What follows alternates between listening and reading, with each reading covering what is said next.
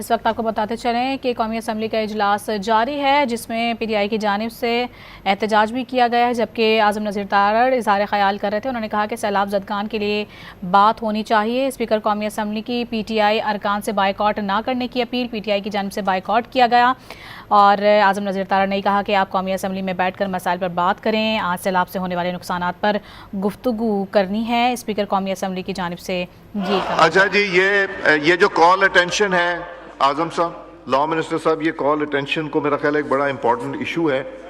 ये मैं आपको बताता हूँ, ये हम कमेटी को कर लेते हैं। दिस इज ये जो आइटम नंबर 3 है, इसको कमेटी को रेफर कर देते हैं।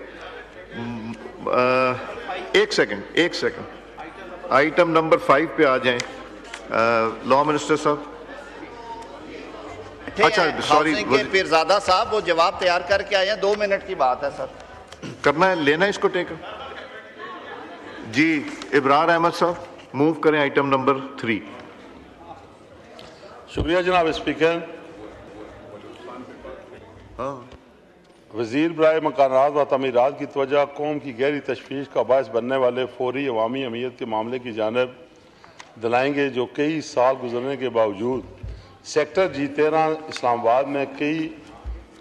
इस्लामाबाद में आइनी इदारों के मुख्तस कोटा के तहत अलाटियों को फ्लायर का कब्जा देने पर ताख़ीर से मुतल्लिक है।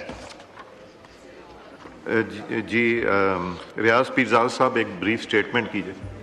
क्या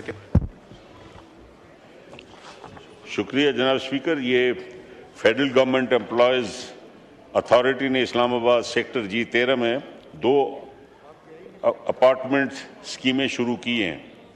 lifestyle residency apartment scheme G13 Islamabad और कश्मीर एवेन्यूज़ अपार्टमेंट स्कीम मॉब एरिया G13 इस्लामाबाद।